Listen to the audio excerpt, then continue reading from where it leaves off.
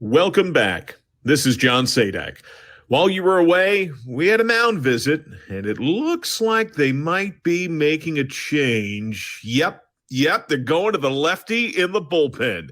It's Southpaw Sizzle. Here comes Steven Offenbaker. Welcome into another edition of the Lefty in the Bullpen. I'm your host, Steven Offenbaker. The Lefty in the Bullpen is brought to you by the Locked On Reds podcast, part of the Locked On Podcast Network, your team every day. Make sure you get into subscriptions, whether it's the audio feed or the video feed. We always have exciting stuff coming for you today. Bonus episode. I'm really excited about this one. We've been trying to get a lot of the Reds youth movement over the last couple years on so that we can get to know them before they're in Cincinnati and doing the things we like to see them do. Today, special guest, we're going to welcome in the one and only Connor Phillips. We know him from the trade last season that brought you over from the Seattle Mariners organization. And since you arrived here in the Reds organization, you've really just been lighting it up. And this year, especially, you're having quite the amazing run down there in the Reds minor league system. Yeah, man. It's been fun since I've came over to the Reds. I've got to meet a lot of great guys. Been pitching the ball pretty well. So I'm having a lot of fun. Well, let's talk about coming over to the organization. You were the, for lack of the better terms that we have, the player to be named later. And, everybody wondered who that was going to be. And turns out there was a lot of angst on the Seattle Mariners side about letting you go. You were on a list of players that they didn't really want to part with, but ultimately were negotiated in to be chosen from. How does it feel to be involved in a trade like that and be sent to a new organization and be on this list and ultimately be selected to go? Yeah, it was a shock. I was still 20 years old. Like, I had just finished my first season. We're in spring training, and it was at the very end. I'd kind of thought that maybe my name was going to be thrown around, and then a couple weeks went by, and all the trade talk had gone away, and then out of nowhere, it's like I get a phone call, and here we go. Once arriving in the Reds system, the Cincinnati Reds made a lot of changes in a very short period of time with the minor leagues. There was a dramatic philosophy shift over a couple seasons. There was a time where Kyle Bodie was involved from Driveline. They really made an effort to incorporate more and more of the analytics, more and more of the data to help pitchers get ahead. Where do you fall on the spectrum of, old school pitcher guys that kind of go with their gut versus new school, studying the books every day, studying the data every day? Where are you in that spectrum? Well, so being in the Mariners org kind of taught me a lot of that analytical stuff. And at that young age, it was really good to learn it and understand, like, these are my shapes. This is what I want to do with pitches. But now at this point, it's really about going and getting guys out with that stuff. And it's kind of, whatever stuff I have that day, let's go and get these guys out. Talk about your stuff a little bit. If I were to ask you to just kind of tell me your arsenal, what do you throw and why do you like to throw it? I got a big fastball, a lot of vert. That's past couple weeks I've really been relying on it to just set up these games, and it's worked pretty well just to get me deeper in games and have a good pitch count going into this fifth and sixth inning. And then I got the slider that's probably my best pitch overall, that I can throw whenever I want for a strike. The curveball is also, it's really a strike pitch, but I'm able to get it down in the zone and can get some swing and miss on it there. And, the changeups, it's coming along. I'm happy with it. It's my worst pitch. And I know that. But it's still, if I can get to that point where I can throw it for a strike every now and then and, have it in my back pocket, that I'll be really happy with it. At what point along the way, talking about that changeup, it's interesting. That always seems to be the one. That's always the pitch that comes along later, always the one that pitchers struggle to find and get effective use out of. But then once they get it, it's really damaging to a batter when you have a good changeup. At what point in the process did you make the decision, okay, I really need to work on this pitch? This is really the next evolution in my arsenal. Yeah, I mean, I think probably end of last year, coming into like spring training, over the offseason, I worked on it a lot. Spring training, it was really good. And then being sent to Double-A with the baseballs that we had there, it set me back a little bit, to be honest. I had to go through a grip change just because that baseball didn't fare well with changeups, and I understood, like, hey, like, we need to throw this, we need to throw it for a strike. And I'm still a guy who likes my shapes, so I had to go through a grip change. And now, going back to the major league ball, it's been pretty easy. Stuck with the same grip. The shape's really good. Now it's just a matter of, hey, like, let's throw it over the plate, and the results are the results, The baseball you talk about, and I think everybody at this point's aware that Double-A was trying something different with that's the sticky ball, right? Is that the best way to describe that? I would say that the baseball was actually not really sticky. I always felt that it was just like a softer shell, if you can understand that. Mm-hmm. That allowed you to grip it better, allowed you to, like, with my curveball had a lot of depth and a lot of like horizontal on it. And a lot of that was just because I dug my finger into it really well, because the baseball was super, was soft. And so I just think it was more like hey, people can hold this tighter. And I think that's really where the vert came up, because by the time we got it, it wasn't a sticky ball anymore. It was just like a felty ball. A lot has been made of how Major League Baseball has chosen to experiment with different rules at different levels and make changes. As you've moved through the system now, from low A all the way up through now Triple-A, you've had time to embrace, I guess, all of these new rules as far as timing, pitch clock, being on a clock. How has that affected you? And are you good with it? Do you mind being on the clock and having a pace set for you?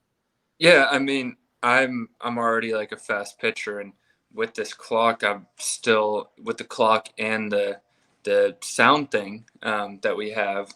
I'm having to like slow myself down out there, because there's a lot of times that I'll speed myself up and I catch myself, and I'm a couple batters into the game, and I'm like, wow, I'm feeling tired already. Like, why am I doing this to myself? So I think I like the clock. The clock's good. There's a couple of things that I don't like that Major League Baseball is doing. Like the sticky ball was fun, but it also created a lot of, I guess, bad shapes that people didn't know what was going on with the baseball coming out of spring training, because we didn't get to use them in spring training.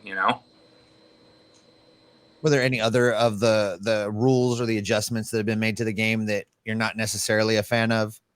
Well, I'm not really a fan of, the ABS zone that we have going on right now. I mean, I think it's very close to being something that's like reliable and like can be used. But right now it's not there. And I want to see just what pitchers' numbers look like from the first 3 days of a series compared to like the last three. That'd be something that would be fun to look at.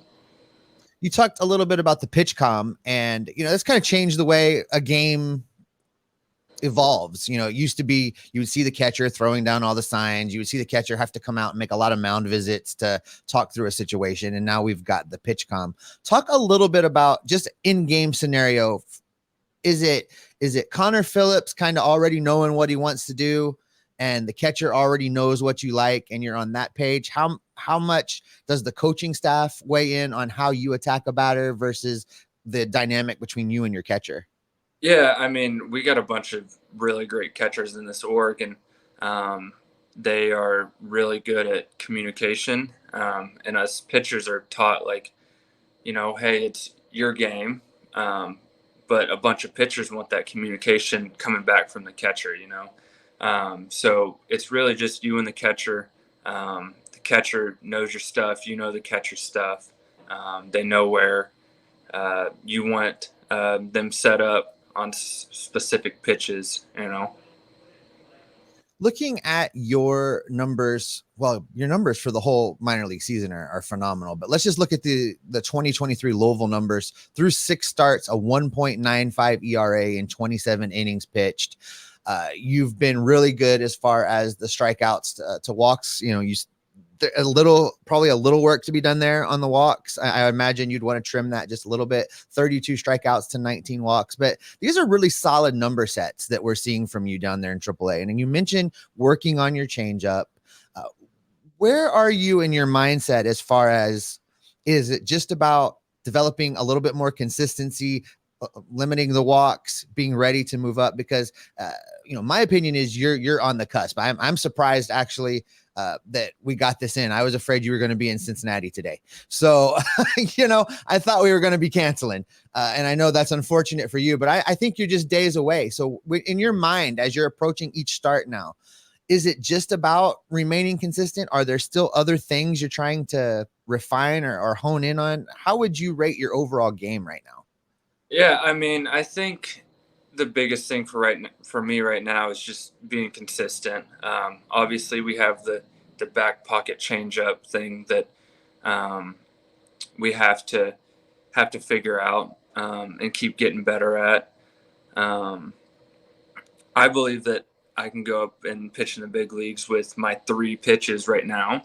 I have the changeup, but right now it's just show me pitch maybe 5 times a game, whereas I'd like it to be more 10, 15 range. And I think this next outing, me and my pitching coach have talked about, putting a number on it, which is something that I don't like doing. I've done that one time this season, put a number on how many changeups I need to get to, and the outing wasn't great. But I think that's kind of to the point that we're at is I need to get this changeup down. I need to do it a couple times, a couple starts, and throw it quite a bit. And then, that is what it is at that point. Working on a pitch like that, this really doesn't lend itself to being in actual game scenario, right? You have to throw it, artificially versus in spring training where you could just throw that every pitch every time if you really wanted to. When you have to do something like that, when you have to, as you say, talk to the pitching coach and come up with a number, catchers looped in on that, I'm sure. And so do you throw it in situations where you wouldn't normally throw it, or do you just kind of hope something comes along, and if you don't get to it later in the start, just start dropping it in? How does that work? Because it changes a game plan, right? Yeah, I mean, and still the way that I want to think about it and go about it is like, I'm still attacking these guys. Like, I'm going to use it in smart counts, like 0-0s, maybe 1-1s, counts that I'm not going to really get totally set back on. And so I still have a chance to go and get these guys out if I'm not efficient with the changeup, Well, let's talk about you a little bit. I know players hate this part where we go talking about them versus the baseball, but I really like for these interviews, these shows, to be an opportunity for the Reds fans to get to know you a little bit before you arrive on the scene. These have been great. We've had a lot of guys that have come up through the system do this show just very shortly before being called up, and it's worked out really well. So I just want to talk a little bit about your baseball journey. I imagine it looks like from your bio, born in Waco, Texas, kid in Texas. Yeah. Well, I'm from Texas. I'm actually from Houston. Okay. I went to school in Waco, MCC, JUCO out there. Was supposed to go to LSU at first. Things changed. I changed my mind on what I wanted to do, so I went up to Waco. I had a really good time at MCC. Great coaches there. Yeah, I know Waco pretty well. I graduated from Frost High School, which is about 30 minutes from there between Hillsborough and Corsicana. So I know that area just a little bit. A lot of baseball loving folk in that part of the country. When you were growing up, were you just all in on baseball? Did you do all of the sports? Were you a travel ball kid? What did that look like, learning the game? Yeah, I mean, I have my dad to thank for all that. He kept me in all the sports, but baseball was always my primary sport. That was always a sport that I showed the best at. And going through high school, I played baseball, football. Junior year, I stopped playing football just because I understood, the opportunity that I had in baseball, and it wasn't worth risking some injury for my whole life. Yeah, let's unpack that a little bit. When did you know that professional baseball was more than just a dream, that it was an actual possibility? When did that switch flip for you? Yeah, I mean, it was probably sophomore year, maybe like going in that summer, the sophomore summer, going into junior year, when I really like noticed that, hey, like I got a chance. There was talk, there was scouts, like all that stuff was just coming out of nowhere at that time for me. So I'd say that was probably the time. Did you do, the U12s, the U9s, or was it more of a little league type baseball experience before high school?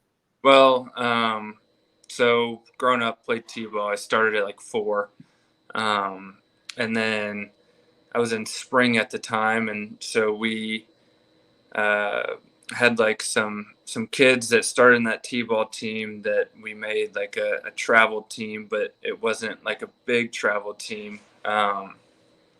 So I'd say started travel ball around 7, and then my family moved, and so then we were in Magnolia. So I played a year of Little League in Magnolia, and Magnolia at the time was very small, and so the Little League there was not great at all. So after that, we started another travel ball team, and ever since then, like I played travel ball all the way through high school. Let's talk a little bit about I guess maybe non-baseball things that you enjoy doing. What's typical off-season fun activities for you? What do you like to do to step away from the game and maybe reset your mind? Yeah, I mean, I just now started getting into golf. I started last year. I started last year. I guess just getting, a little bit older, I realized like, hey, I need something to take my mind off baseball, because, baseball is taxing, and the time that we're at the field, overlaps everything. I'll get, 2 months off at the end of the year, and then it's back to baseball. So I picked up golf. I'm not great. I'm not terrible. Have you broken 100 yet? Are you under 100 on your scores? I am under 100. Oh, you're doing better than me. I was 108 last time out. So I'm getting there. But man, what an infuriating and fun hobby, right? It is. It's an expensive hobby for sure. Yes, it is. So besides the golf, do you enjoy any of are you a gamer? Do you get out to movies? What other kind of stuff do you like to get into? Maybe non-athletic type. I mean, I definitely think I'm a little bit of a gamer. I like just sitting down, chilling out. I like to go fishing. Growing up, I was a big fisher, and that's usually like a thing that my brother and my dad do with me. So that was always a good time. When I went back home for All-Star break, we went fishing a little bit. So that was some fun. When you finally get the call to Cincinnati, when that notice finally comes to you, who's your first phone call? My dad. Yeah. Yeah. Is he going to be one of those guys that Jim Day gets in the stands and manages to get all emotional talking about your first major league start? How do you anticipate it's going to hit him when you make that phone call? Yeah, I mean, he was always growing up, it was like he was the mean dad, he had like a mustache, and so he just looked kind of mean, but in reality he's a big softy. And so yeah, I think it's gonna hit him hard. But I hope he has a lot of fun with it, man, because this is my dream, but it's also his dream too. He's been there every step of the way since I was that 4-year-old playing baseball. What's the dynamic like now as far as him following your performances and watching your career unfold? Do you guys check in with each other about your starts? Does he still have the coach at heart mentality? Does he give you some reviews of your starts, or what's that? I mean, there's usually there's a phone call after every start, whether it's that night or the next day, and usually it's like, hey, you were pretty good. Hey, you were decent. Hey, you were really bad. Which I can take. I grew up with, so. It's fun to watch some of these dads. We've seen it with guys like Andrew Abbott. Most recently, his dad will be doing interviews in the stands with the TV crew in Cincinnati, and he's basically breaking down the pitches that Abbott's throwing, and it's great. I love to see that investment, that you see the love come across, you see the realization of all the dreams you're talking about. I imagine you spend a lot of hours in a car going to ballparks, and it's I can't wait to see it happen for you. One of the things I want to ask you before I let you get out of here, that I ask everybody that comes on the show, and it's sometimes you get wild, unexpected answers, sometimes it's standard stuff, but you're heading towards an area in your career where you're going to be doing more and more and more media and more interviews and answering a lot of questions, and before long it's just going to be the same lane of questions, and you see how it goes. But I always like to ask people, what's something you wish people would ask you about? What's something that you wish that you got to talk about that people don't generally ask you to dig into? I don't know. I mean, I think honestly, I get a lot of hate about my control issues, and I think a question along those lines would be good, because I feel like I have a pretty good answer, and I feel like. Well, let's do it. Tell me about it. Well, I mean, right now I feel like obviously it's a scenery change. It's a big strike zone change, like I mentioned. And honestly, like I feel like it was 2 outings, that I struggled a little bit. Other than that, these outings have been pretty good up here so far. And like I said before, like if you want to go into the 3 days of ABS and then 3 days of the challenge and like look at the number difference, I've had 4 of, I think, my 6 starts on the ABS strike zone, and so it's a big change. And then when you get back up to the major leagues, it's like there's another big change that happens. It kind of opens back up, which is something that I don't like being in AAA. A bunch of these guys here are. They've been doing it a lot longer than me, and so they know the strike zone a lot more than me. And I think that it's not great to do to guys at this level and at this point in their career. It's pretty interesting. I'm looking at your game log right now from when they moved you up from AA to AAA, and there's some pretty decent sized swings in your walk rates. And I would be curious now to know which of these games you were on the automatic calls versus not, because there's a couple 5-walk games in here, but there's also there's 3 2-walk games, which is perfectly acceptable. You're not going to be perfect every time out. So I would be interested to see if these 5-walk games, if you were on the automatics or if you were on the traditional strike zone. I think the first one, and the first one is your first AAA start. Yeah. That was like, the fresh come up. But that was on the challenge system. But then everyone after that, I believe, was on the ABS. All right, Connor, I really appreciate you taking the time. We're coming right up on the half-hour mark here. I'm going to let you get out of here. I know you got things to do. I just want to say that it's been great watching you move through the Red system. I was excited when you were the player to be named later. I knew already that you were going to have some success here, and I'm really looking forward to seeing you in Cincinnati, and hopefully when that time comes, we can get together again and celebrate it a little bit. I really appreciate the work you're doing, and I look forward to seeing you as part of this big league rotation in the very near future. Yeah, man. Thank you for having me. No problem at all. He's Connor Phillips. This has been the Lefty in the Bullpen. We will be back in your feeds as the interviews unfold. And don't forget to subscribe so you get the daily episode of the Locked On Reds podcast, part of your team every day.